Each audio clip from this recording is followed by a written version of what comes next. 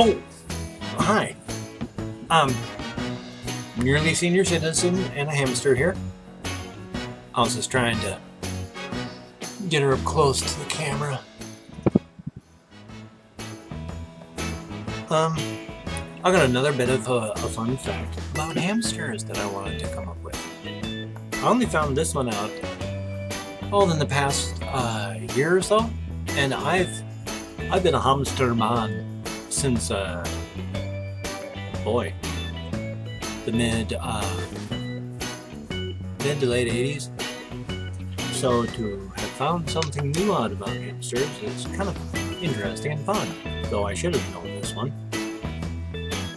It's as clean as hamsters are. You would think to yourself occasionally, like if they get really munged up, like if you get them out of the cage, they go lump up into something and they get nasty, you'd think, oh, I'm going to give my hamster a little hand, and I'm going to give the hamster a bath to get whatever it is. Let's just say as a wild, weird example, your hamster fell into your breakfast plate and thoroughly drenched itself in maple syrup.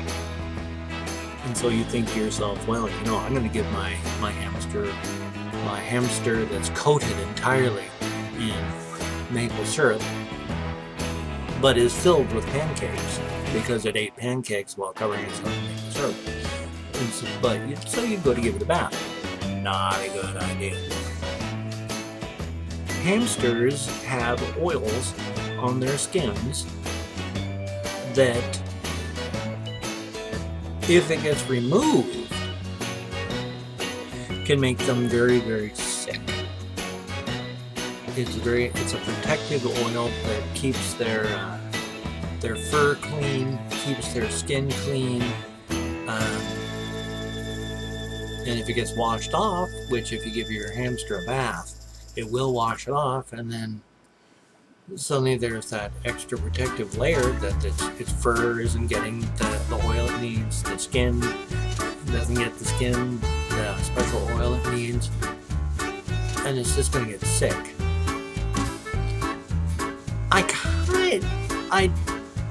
I've given a hamster one bath once, way back in the 90s, when it had gotten younged up something. It had been gotten loose for a few days. It came back, it didn't come back. I found it. It was nasty enough I gave it a bath. Didn't hurt it in that it didn't die or really get sick from back then. But now that I know, I could have brushed it or done some other thing. Hamsters with really long fur, to help keep them clean, you want to brush them. She's a short hamster. And they mean the teddy bears where it's like this long and longer. Okay. Oh my. She might just have to go to the bathroom. And so you don't want to wash the oil out of their fur. There was a hamster I'd had, and I discovered this one out the weird way because I'd had a sink filled with water in it. This is back in the 90s, and I wasn't paying close enough attention, and my hamster jumped and landed in the water.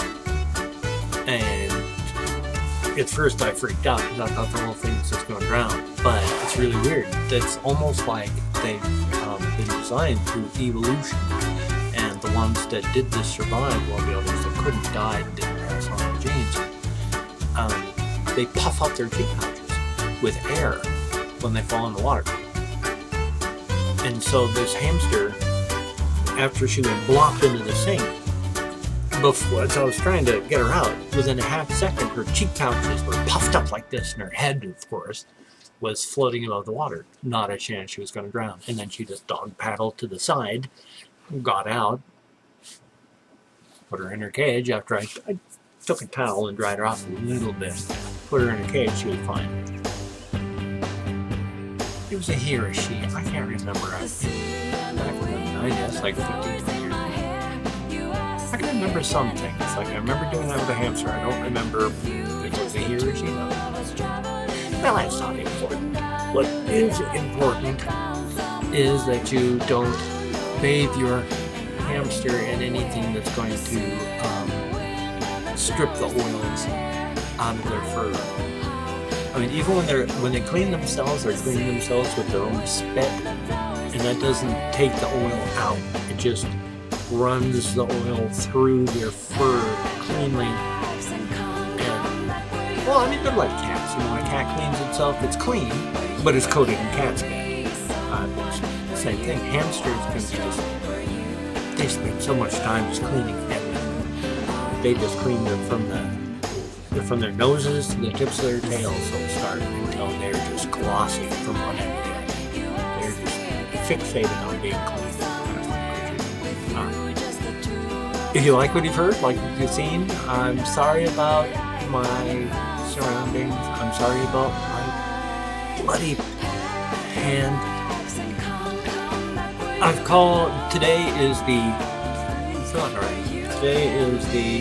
31st of March, 10:38 p.m. I've got an appointment on Thursday, the 2nd of April, to go see about my hand. It's been since Saturday, and I've got maybe 10%, and that's not good. It's the brace is the only thing keeping my wrist from pulling forward when I want to raise my thumb. Instead of doing this, my hand does this. So with the brace, I can lift up my thumb a little bit, and if I pull, I can keep it upward a little. But boy, all the muscles through here are just aching like the devil because they're compensating for the muscles that aren't working. Take carpal tunnel series. This ain't funny.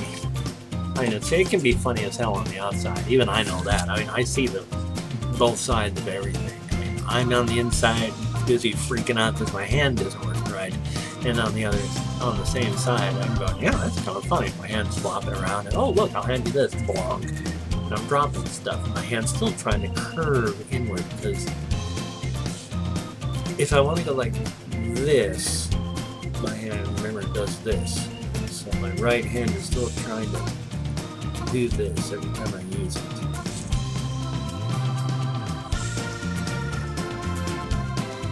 If you like what you heard, like what you see, if you could hand me a like, that'd be great. And if you haven't subscribed yet, if you did subscribe, that'd be awesome. And if you have subscribed, if you could share it, that'd be good too. And let me tell you, because I can't remember how to do any other accent. So I start singing. Anyway, comments, throw them in down below. I don't have any links to anything to show me more section right now because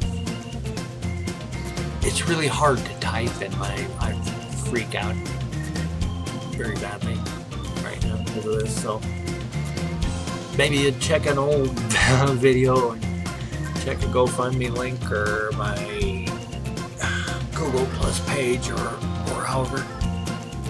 That'd be awesome. Thank you very, very much, and I'll see you on the flip side.